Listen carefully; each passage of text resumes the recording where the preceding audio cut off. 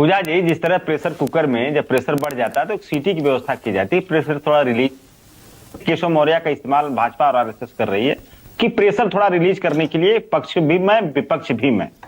दूसरी बात मैं आऊंगा, देखिए जिस तरह से उत्तर प्रदेश की जनता ने जो ताकत दी है योगी सरकार को, वो ताकत सरकार को चलाने के लिए दी थी, वो विकास के लिए दी थी, लेकिन उस ताकत का बेजा इस्तेमाल किया जा रहा है अपने अहंकार की पूर्ति के लिए। और वो अहंकार इस लेवल का तक पहुंच गया है जो हमारे भगवान शिव के जो स्वरूप होते हैं शंकराचार्य, उनको बेइज्जत करने के लिए, उनके जो बटुक है उनको शिखा पकड़ के घसीटने के लिए और न जाने क्या क्या ताकत जो का बेजा इस्तेमाल किया जाता है, किया जा रहा है। लेकिन यही जो ताकत जब अहंकार में बदल जाती है तो उसका विनाश होने लगता है। आपको मैं ज्यादा नहीं, जो ईसा से 326 ईसा पूर्व, आपको याद होगा मगध का साम्राज्य और घनानंद का दरबार और चाणक्य जो ब्राह्मण थे, उसी चाणक्य का जब अपमान हुआ उस मगध के साम्राज्य में, उस चाणक्य ने अपनी शिखा को खोल दिया और कहा जब तक इस निरंकुश शासन का अंत नहीं करूंगा मैं अपनी शिखा नहीं बांधूंगा। तो आज तो दर्जनों जो हमारे बटुकों की शिखाओं को पकड़ खींचा गया, पीटा गया, उनको बेइज्जत किया गया। और यहाँ पर बैठे हमारे भाजपा के साथी कह रहे हैं कि अभी मुक्तेश्वरानंद को लाठियों से नहीं पीटा गया।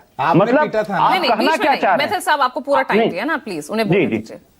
तो मैं यही कह रहा था पूजा जी कि इस तरह से किसी भी संत को आप अपने अहंकार के आगे, अब अहंकार तो समझ नहीं आ रहा ना यहाँ पर कि अहंकार में कौन है। यहाँ प्रशासन अहंकार में है, सरकार अहंकार में है, या फिर यहाँ शंकराचार्य अहंकार में है? भाई 50 मीटर तो चलने के लिए कहा था, जा सकते थे। बिल्कुल बिल्कुल। देखिए शंकराचार्य जो है ये आदि गुरु शंकराचार्य के रिप्रेजेंटेटिव होते हैं जिनको भगवान शिव का अवतार माना जाता है। ये सनातन धर्म के सर्वोच्च शिखर पर बैठे हुए व्यक्ति हैं। और जो सरकार सनातन का माला जपती है वो सरकार अपने आप को शंकराचार्य से बड़ा समझने लगी है कि वो कालनेमी है। कालनेमी का जो शाब्दिक अर्थ हम लोग जानते हैं छद्म आवरण, जो कि फर्जी जो वेशभूषा में कोई भी व्यक्ति इस तरह का काम करता है, बुरा काम करता है, दैट इज कालनेमी। वो मारीच का पुत्र भी शास्त्रों में उसको कहा जाता है। तो आप तुलना करिए कि एक तरफ शंकराचार्य है, थोड़ा सा धैर्य, थोड़ा सा, एक तरफ शंकराचार्य हैं पूजा जी, एक तरफ शंकराचार्य हैं जिनको ये बाकी के 2-3 जो हमारे पुरी के शंकराचार्य भाई, अगर यहाँ पर प्रशासन को ऐसा लग रहा है कि स्थिति बिगड़ सकती है तो उसने वहां पर एक्शन लिया, तो उसमें गलत क्या है?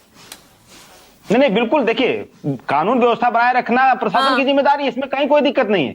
लेकिन जो अगर हमारे धर्म गुरु जो तमाम अभी राजीव जी बता रहे थे, तमाम ऐसे धर्म गुरु हैं जिनके जो सरकार की दिन भर चाटुकारिता करते हैं, नाम बताइए। भगवान की माला कम भाजपा की माला ज्यादा जपते हैं, ऐसे साधु संतों के लिए करोड़ों के डिफेंडर वहां तैयार है। अरे नाम बताइए। संतों के आश्रम में जिलाधिकारी रोटी सेक रहा है। तो आप इतने बड़े संत को, आप अगर उनकी इच्छा थी कि पालकी से जाए धक्का मुक्की से बचने के लिए, तो आप इतना छोटी शिक्षा नहीं पूरी कर सकते। आपके अंदर इतना अहंकार हो गया है कि उनके बटकों को मारा आपने, उनको भरा बुला कर रहे हैं, उनको। चलिए अहंकार वर्सेस अहंकार की इस लड़ाई में आपको तो फायदा ही मिल रहा है ना? नहीं, देखिए पूजा जी, हम फायदे की राजनीति नहीं कर रहे हैं। अच्छा। और हम लगातार यही सवाल उठा रहे हैं कि जो फर्जी सनातनी बनते थे, जो असली कालनेमी है आज के, वो कालनेमी जो असली संत के उसी सनातन पर, उसे हिंदुत्व पर आप लगातार बीजेपी को घेरते थे। आज वहीं पर उसी पिच पर खड़े होकर आप उन्हें घेर रहे हैं।